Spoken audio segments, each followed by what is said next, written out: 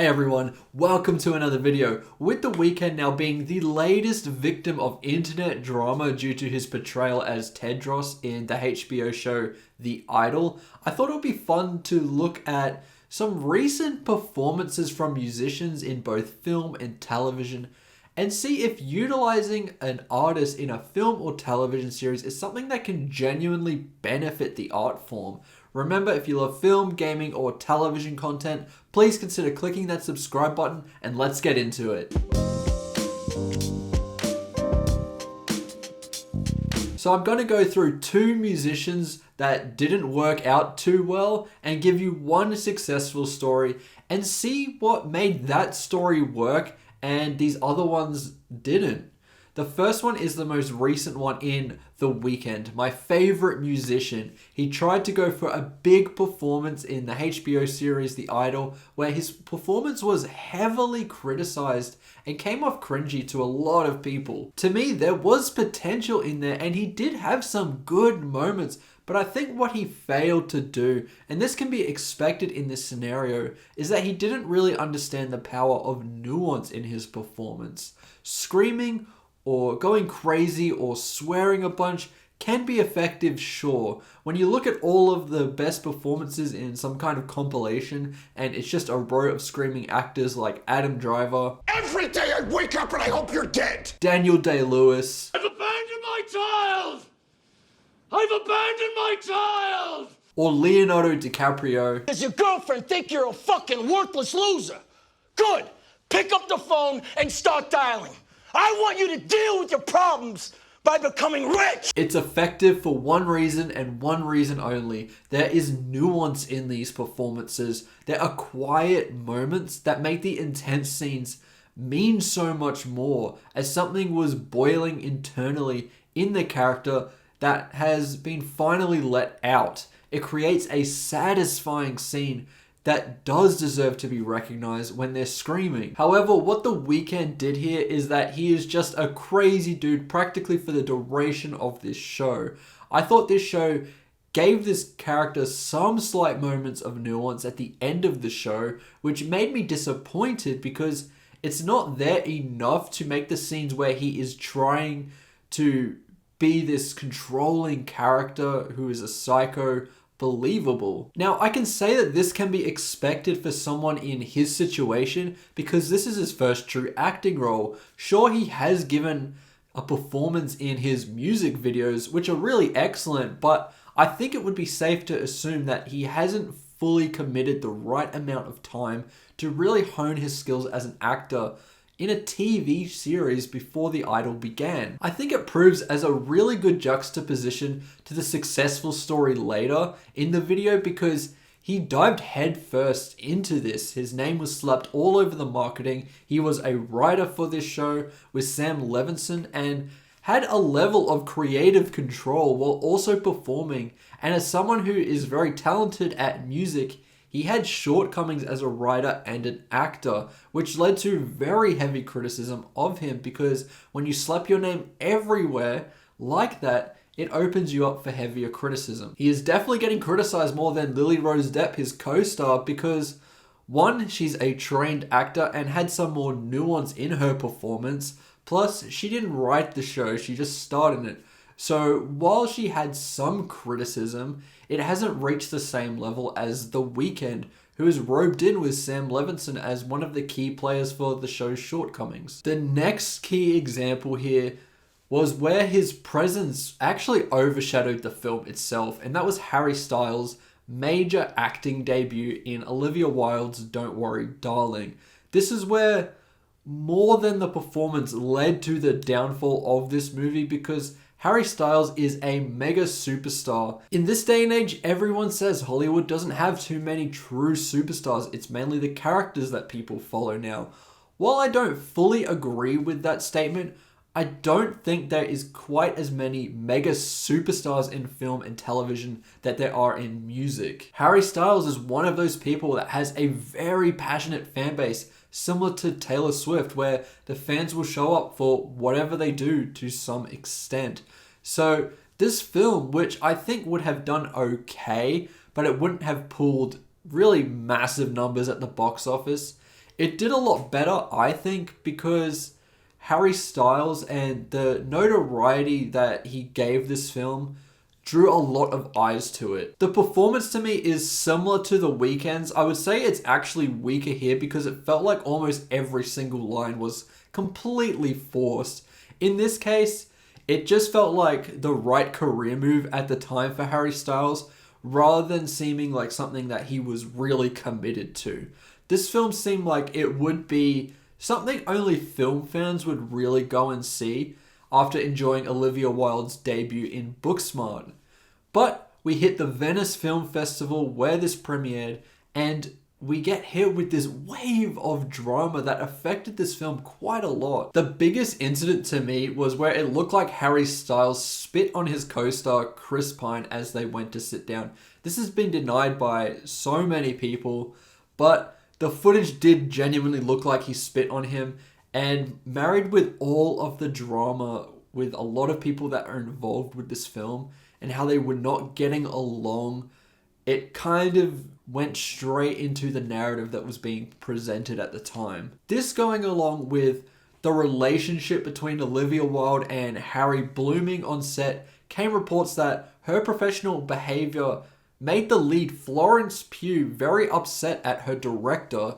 I don't think Pugh did any press for this movie, which was bizarre from a lead, which left Harry Styles doing a lot of the press with Chris Pine, which also didn't go too well. My favorite thing about the movie is like it feels like a movie.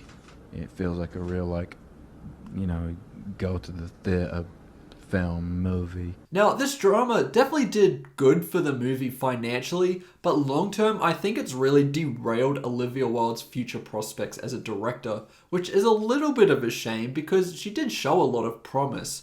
I'm not entirely blaming Harry for all of this either, but it is rumored he is in the middle of this falling out between Wilde and Pugh, as there were also reports that Harry kissed Pugh off camera a couple of weeks before he got with Olivia Wilde, which was another factor that may have led to Florence Pugh and Olivia Wilde blowing up on set. There isn't enough concrete evidence here to say that those rumors are particularly true, but it seems to me like, being this megastar who has a lot of rumors and gossip surrounding his name, he brought a lot of that to this movie, and it ultimately affected what it will be remembered for. If you go and ask a lot of people about Don't Worry Darling, I'm sure they will remember the drama surrounding this before they even start talking about the movie itself, which is a shame. In terms of experience, Harry is practically the same as The Weeknd.